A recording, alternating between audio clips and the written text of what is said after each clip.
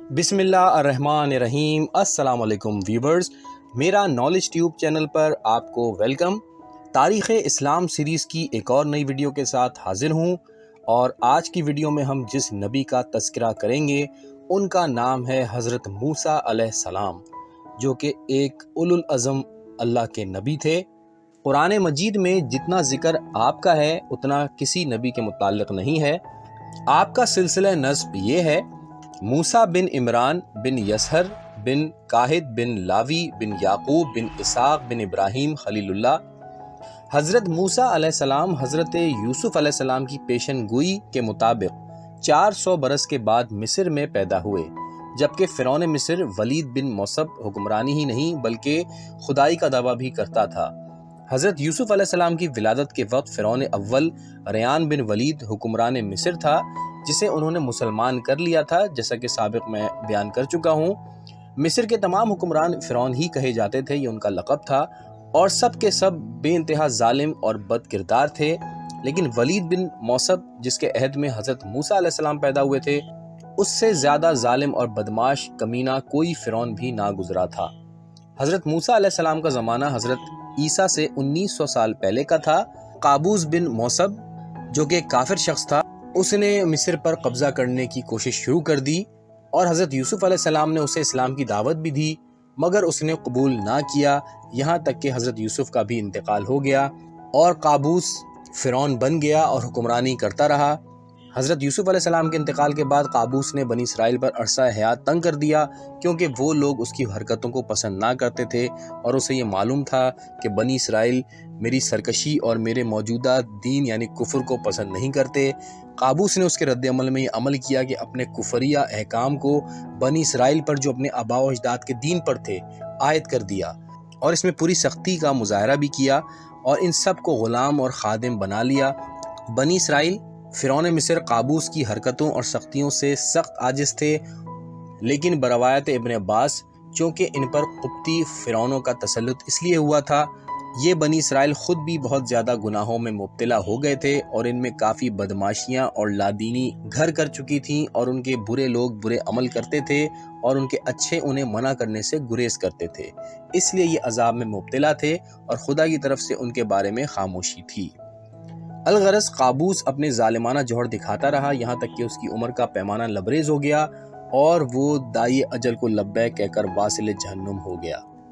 Qaboos کی وفات کے بعد اس کا بھائی ابو العباس ولید بن موصب مصر کا حکمران بن گیا۔ ولید بن موصب اپنے بھائی قابوس سے زیادہ سرکش، بدماش، بے دین، بے رحم اور ظالم تھا۔ تاریخ میں ہے کہ تمام فرعونوں میں فرعون ولید سب سے زیادہ بدتر تھا، اور خدا سے بالکل بے خوف تھا، سخت ظالم، بے حیا اور انتہائی شقی القلب تھا۔ اس کی عمر بھی بہت طویل تھی، اور اس کی زندگی کی رسی دراز تھی۔ 400 سال تک وہ زندہ رہا اور لوگوں کے لیے عذاب بنا رہا۔ اس فرعون کے تخت نشین ہوتے ہی سفید مرغوں نے دم ساتھ لیا اور اذان دینی بند کر دی۔ مرغوں کے اس عمل سے بنی اسرائیل اور گھبرا گئے، کیونکہ انہیں معلوم تھا کہ حضرت یوسف علیہ السلام یہ خبر دے گئے ہیں کہ 400 سال کے بعد اس مصر میں ایک فرعون حاکم ہوگا، جو بنی اسرائیل کے لیے عذاب قرار پائے گا، اور اس کی پہچان یہ ہوگی کہ سفید مرغے بانگ دینا بند کر دیں گے۔ الغرض ولید بن موصب اپنے پورے مظالم کے ساتھ حکمرانی کرتا رہا اور لوگوں کو بت پرستی کی دعوت دیتا رہا، یہاں تک کہ اس کی حکومت کو 5 سال گزر گئے۔ اس 5 سال کی مدت میں اس نے بنی اسرائیل پر جو مظالم کیے وہ تو کیے، اپنے لیے بھی خدائی کا راستہ ہموار کر لیا، یعنی اپنی شان و شوکت اور حکمرانی کی وسعت کو دیکھ کر خدائی کا دعویٰ کر دیا۔ اس نے تمام مصریوں کی پیشانیاں سجدوں میں جھکوا دیں۔ سابق مصری تو آسانی سے اس کی پرستش کرنے لگے، لیکن بنی یعقوب نے اسے تسلیم نہ کیا اور کہہ دیا کہ مظالم کو برداشت کرنا ہماری عادت بن گئی ہے، ہم خدا کے سوا کسی کے سامنے سر نہ جھکائیں گے۔ فرعون کو جب ان کے خیالات اور ان کی نافرمانی کی اطلاع ملی تو اس نے ان سب کو جمع کر کے کہا کہ میری اطاعت اور عبادت کرو، ورنہ تم پر مظالم اور زیادہ کر دیے جائیں گے۔ ان لوگوں نے اس کی عبادت اور اطاعت سے انکار کر دیا۔ ان کا انکار کرنا تھا کہ ان کے اوپر مزید سختیاں شروع کر دی گئیں، انہیں تجارت کرنے سے روک دیا گیا، ان کے مضبوط اور طاقتور لوگوں کو پہاڑوں سے پتھر لا کر کاروبار کرنے سے روک دیا گیا، اور ان کے غریبوں کو حکم دیا کہ یہ لوگ مزدوری کریں اور شام کو جو اجرت ملے وہ سب کی سب خزانے میں جمع کرا دیں۔ اگر کسی نے ایک دن کی بھی اجرت جمع نہ کرائی تو اس کے دونوں ہاتھ پس گردن 1 ماہ تک بندھے رہیں گے۔ اس کے علاوہ جو لوگ کچھ نہ کر سکتے تھے ان سے جزیہ وصول کرتا تھا، ان سے صاف صفائی اور خاکروبی کا کام کرواتا تھا۔ فرعون اپنی بدکرداری، بدعملی اور سرکشی میں مصروف و مشغول تھا ہی کہ ایک شب کو اس نے خواب میں دیکھا کہ فلسطین اور شام کی طرف سے بھڑکتی ہوئی آگ مصر کی طرف بڑھ رہی ہے اور وہ نہایت تیزی سے سب کچھ جلا رہی ہے۔ تھوڑے عرصے میں سارے مصر کو قبطیوں سمیت جلا دیا گیا ہے اور اس آگ کی زد سے بنی اسرائیل مطلقاً بچ گئے ہیں۔ خواب سے بیدار ہوا تو بے حد گھبرایا، کاہنوں اور تعبیر دینے والوں کو جمع کرنے کا حکم دیا۔ جب سب دربار میں جمع ہو گئے تو اس نے خواب بیان کیا اور لوگوں سے اس کی تعبیر کی خواہش کی۔ لوگوں نے حساب لگا کر اس کو بتایا کہ بنی اسرائیل میں ایک بچہ پیدا ہوگا جو تجھ سے ملک چھین لے گا اور تیری سلطنت پر قبضہ کر لے گا اور تجھے اور تیری قوم کو تیری زمین سے نکال کر باہر کر دے گا اور تیرے دین کو بھی بدل دے گا۔ یہ سن کر فرعون آگ بگولا ہو گیا اور کہنے لگا کہ یہ لوگ ہمارے ہی ملک میں پلتے ہیں اور انہی میں بچے پیدا ہو کر ہمیں تباہ کریں گے، یہ کیسے ہو سکتا ہے؟ میں ان میں سے کسی کو بھی زندہ نہ چھوڑوں گا۔ اس کے بعد اس نے ملک کی تمام دائیوں کو بلایا اور حکم دیا کہ ملک میں جتنی عورتیں حاملہ ہیں ان سب کا حمل ضائع کرا دو اور خیال رکھو کہ کوئی حمل تکمیل کو نہ پہنچے۔ اگر وہ بطن مادر میں پورے دن گزار بھی لے تو اسے زندہ پیدا نہ ہونے دو۔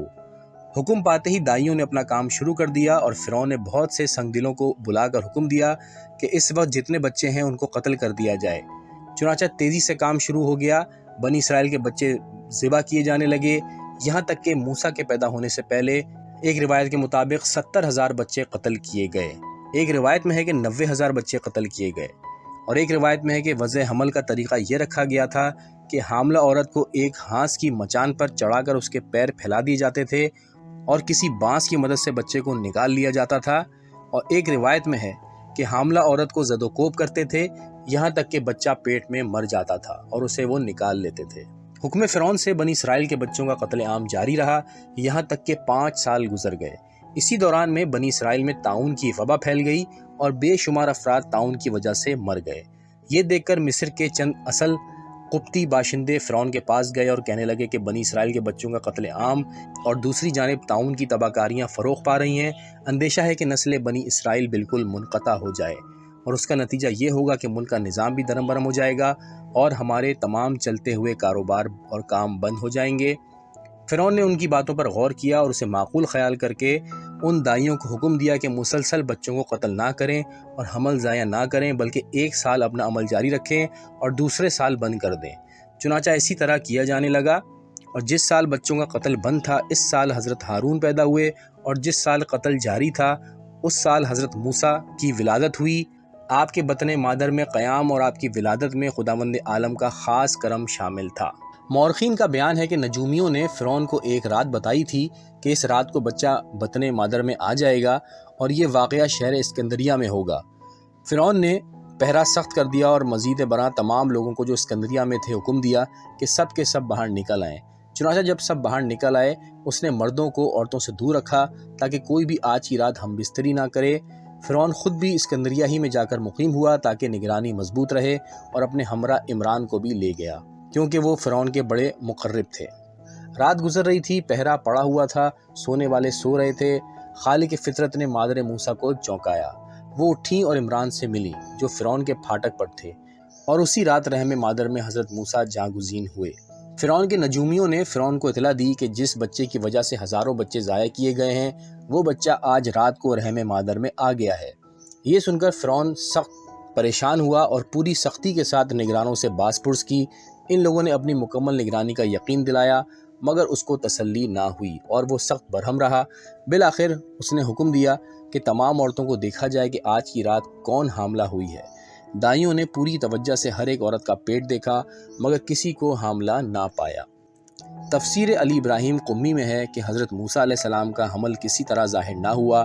بالآخر وہ وقت آ گیا کہ آپ بطن مادر سے آغوش مادر میں تشریف لائے، پیشانی سے نور جاری ہوا، ماں خوف فرعون سے کانپنے لگیں۔ خیال ہوا کہ ابھی لوگ آ جائیں گے اور بچے کو بھی قتل کر دیں گے اور مجھے بھی تباہ کر ڈالیں گے، لیکن خداوند عالم نے دل کو مضبوط کر دیا، گھبراہٹ دور ہو گئی مگر یہ فکر لاحق ہو گئی کہ اب کیا کیا جائے۔